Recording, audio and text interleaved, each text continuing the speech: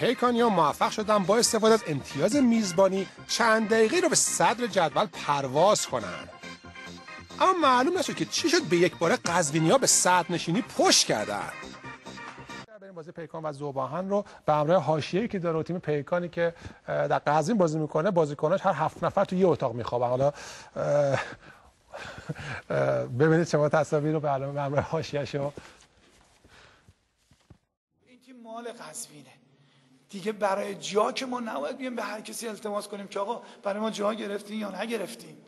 خب گلگی ما اینجا از دوستان اینه، ما که نمیتونیم هر دقیقه زنگ بزنیم آقا جای ما چی شد، تا 12 دیشب ما گفتن آقا هنوز نتونستیم براتون جا درست کنیم. انشالله عزم برادر بزرگوارم جناب آقای طاهایی استاندار محترم، مسئولین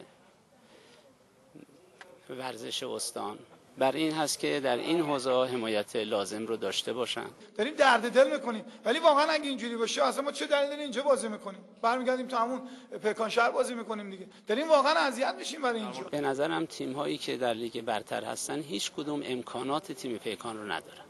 تیم پیکان از یک باشگاه با ظرفیت بسیار بالا، زمین فوتبال بسیار خوب، امکانات جانبی بسیار خوب، اون هم در مسیر تهران و قزوین برخورداره.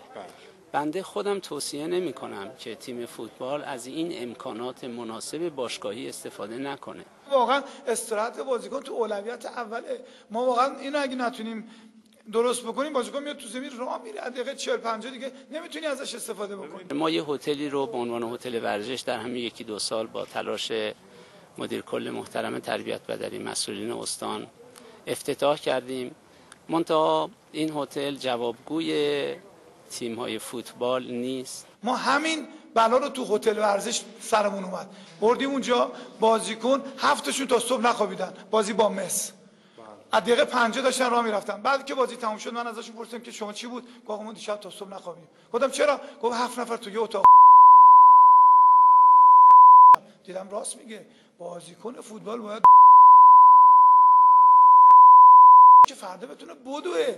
انشالله در آینده نزدیکی شرایط بهتری ایجاد خواهد شد. ورزشگاه 15,000 نفری شهید ابوترابی در آستانه افتتاح قرار داره. امکانات مهمی در کنار این ورزشگاه هست که قطعاً شرایط بهتری رو ایجاد خواهد کرد. آخر رفتیم حاج آقا ابوترابی زنگ زده این هتل به ما دادن. خب این درسته؟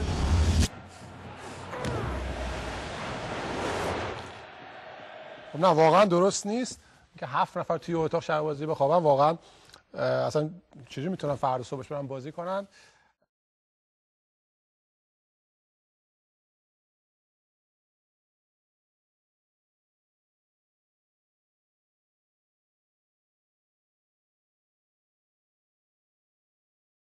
ما این مسابقه با آقای زمان مدیر عامل جدید باشگاه ابو مسلم انجام شده. یه حالا صحبت‌ها حرف حدیثی در مورد مدرک تحصیلی ایشون وجود داشت. حالا یه مسابقه رو آقای سلیمانی انجام داده اونجا. شما اینو خیلی کوتاه از تماشا بفرمایید.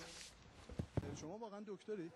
عرض کنم خدمتتون که این انشالله سناریو رو آیه فردوسی پور تموم میکنه. من کارمند باشگاه ابو مسلمم. اگر که میخواد آیه فردوسی پور شب راحت بخوابه، اینو راحت گفتم که ما اصلا درس نخوندیم، ما فقط بی سوادیم، ولی اومدیم. اونایی که بی سوادن معمولا پولدار هستن. اصلا ببین بحث سواد اینجا مسائل نیست. صحبتایی که انجام شد، یکی میگه که شما دکتر انرژی درمانی هستی، یکی میگه دکتر اقتصاد. جمع کنی برای تیم ما حاشیه درست نکنه. انشالله که در همه کارهای فردوسی پور موفق باشه، در این کارش هم موفق باشه. خب حالا نمیخوام بگی آیا مدرک دوم، چون آقای هنته توی رسانه ملی گفت. نگاه کنین ما تیممون به حد کافی مشکل داره، حاشیه داره. الان داریم جمع میکنیم، با این کارها تیم ما حاشیه نمیره. یعنی اگه ما بدونیم شما دکتر باشی به نفع مملکت، همینقدر کافی است.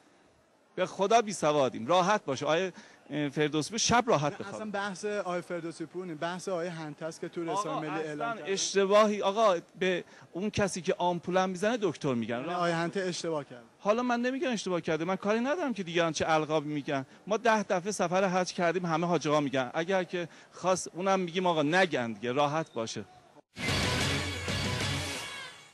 ما آخر نفهمیدیم مدرک آقای زمان چی است. آقای هنته که میگفتن ایشون دکتر هستن. حالا بعدا بررسی کنیم ببینیم چجوری آقای دکترا گرفتن مثل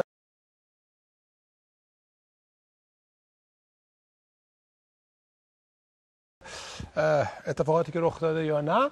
به هر حال صحنه مشکوک به پنالتی هم نبود، 1% هم احتمال نداشت پنالتی باشه. توپی رو فکر کنم آقای خانی بود فرستاد پشت دفاعمون، من خروج کردم توپو زدم، بعد دیدم که آقای صالحی سود زده نقطه پنالتی رو. من اصلا موندم، میگم که امشب آقای صالحی چجوری میخواد سرشو بذاره راحت بخوابه. ببین پا رو نگاه میگیره، بنابراین خطا هست و اینکه ایشون گفتن آقای صالحی ان شاءالله با وجدان راحت بخواد، این حرفای قشنگی نیست، ولی فکر کنم آقای صالحی راحت بخوابه دیگه. فکر خواب همه هستن آقای زمان هم فکر خواب امشب من بریم بازی مس و سایپا رو با هم تماشا بکنیم.